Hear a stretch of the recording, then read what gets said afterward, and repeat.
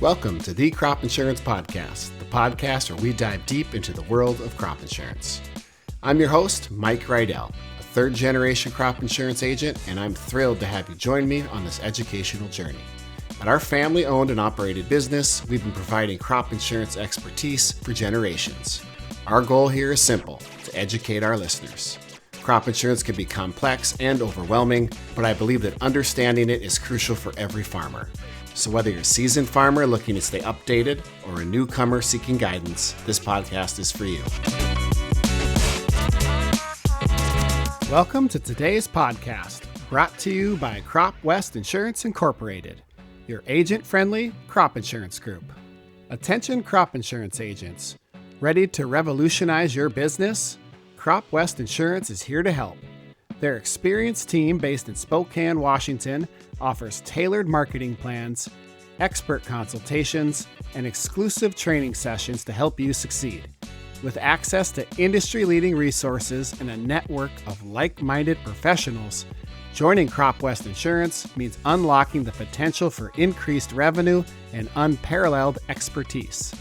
Do not miss out on this opportunity to thrive in the crop insurance marketplace. For more information, please head on over to their website at cropwestinsurance.com. Crop West Insurance Incorporated is an equal opportunity provider and employer. Welcome to today's episode of the Crop Insurance Podcast. I'm your host, Mike Rydell. Today, we're diving into a topic that's incredibly important for the future of farming and ranching: the Beginning Farmer and Rancher Benefits Program and how it connects to federal crop insurance. One of the more frequent conversations I have with farmers and ranchers is about bringing that next generation back to the farm. It's a vital concern, and the Beginning Farmer and Rancher Benefit Program can play a huge role in making that transition smoother. By utilizing these benefits, young producers can get a solid start in farming or ranching. Let's talk about some of the key benefits of this program. First, BFRs, or Beginning Farmer and Ranchers, are exempt from paying the administrative fee for catastrophic and additional coverage policies. That's money saved right off the bat, plus you get an additional 10 percentage points of premium subsidy. This means your costs are lower than those of more established producers. You also get a boost when it comes to yield adjustments. This means that in a year of a loss, you can replace that low yield with a higher percentage of the applicable transition yield, or T-yield. If you need a refresher on how T-yields work, check out our previous episode on approved yields and APH history. Another fantastic benefit is the ability to use some of the previous producer's production history, provided you were involved in the decision-making or physical activities of the farm. This is especially useful for those who have been working on the farm as hired help but are now stepping up into a more prominent role. It can help you establish your production history databases or approved yields more robustly. So who's eligible for this program?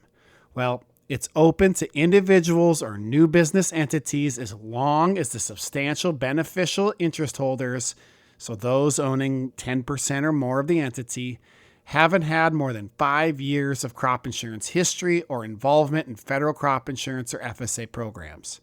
This benefit lasts a total of 5 years. So if you already have 2 years of history, you'd be eligible for 3 more years of benefits.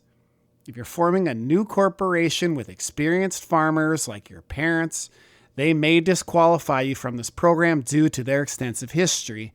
However, if you're starting fresh, either individually or with a spouse who also has minimal experience, you're likely to qualify.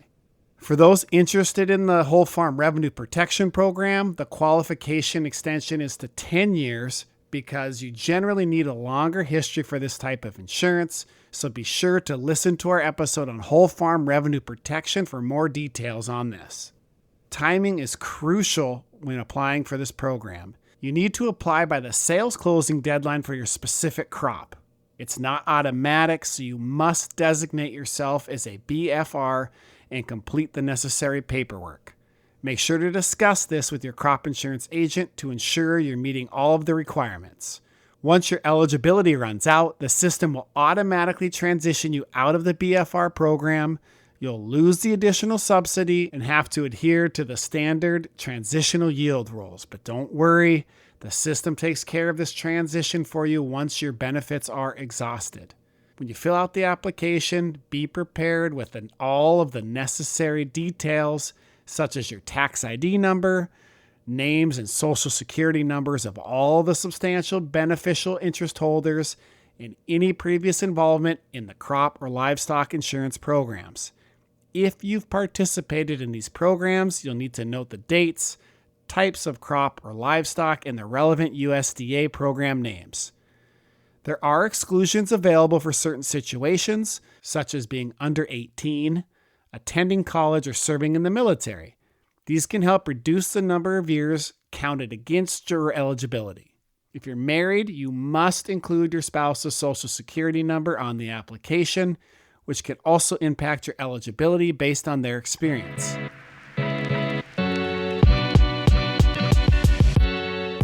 Some of the more frequently asked questions: if you qualify as a BFR but your spouse does not, and you sign up as a spousal entity, do you qualify for the program? No, you don't qualify for the program because your spouse's experience would disqualify you. Another situation that comes up is if you're insuring your landlord's share of the crop, does their farming history affect your eligibility? The answer is yes, it does. Their years of farming will count against your eligibility. However, if it's just a crop share where you have separate shares and separate policies, it will not affect your status. If you are insuring your landlord's share on your crop insurance policy, you are required to list them under your substantial beneficial interest holders.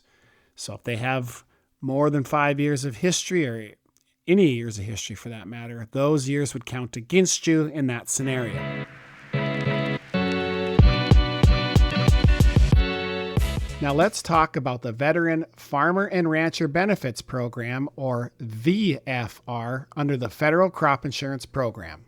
If you are a veteran stepping into the world of farming or ranching, this program offers some great advantages that mirror those available to the beginning farmer and rancher program. First off, as a veteran, you're eligible for an exemption from paying the administrative fee for catastrophic and additional coverage policies. Plus, you get an additional 10 percentage points of premium subsidy on these policies. You can also use a previous producer's production history with permission for specific acres depending on your involvement with that operation.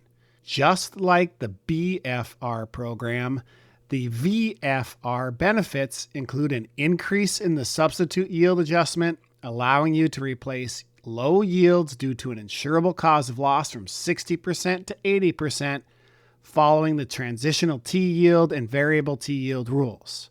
So what are the eligibility requirements for the VFR program? First things first, you need to qualify as a veteran. This means you must be either an individual or a business entity that can receive benefits under the Federal Crop Insurance Program. All substantial beneficial interest holders, or SBIs, those with 10% or more interest in the business, must qualify as veterans. Unlike the BFR program, your spouse's veteran status does not impact your qualification. This is a significant difference and a great aspect of the VFR program.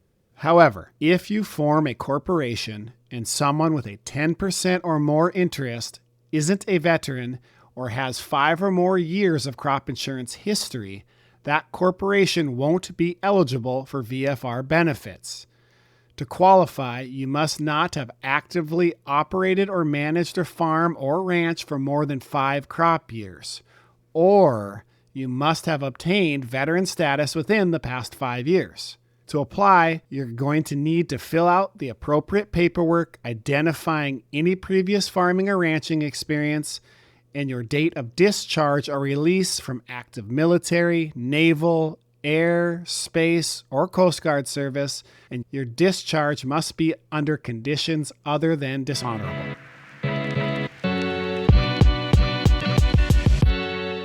One common question is, how long can you be considered a veteran farmer or rancher? That answer depends on how long you farmed or ranched. Once you qualify for the VFR status, it's continuous until canceled or for up to 5 years. Another important point, you cannot receive both VFR and BFR benefits simultaneously. You'll need to choose which program best suits your needs. However, you may receive VFR benefits after exhausting BFR benefits if you meet the VFR qualifications, having obtained veteran status within the most recent 5-year period. This means even if you previously operated a farm or ranch for more than 5 years, you can still qualify as long as you became a veteran in the last 5 years. This ensures that both new farmers and ranchers, as well as veterans recently transitioning to agriculture, are supported, even if they have experience in farming or ranching.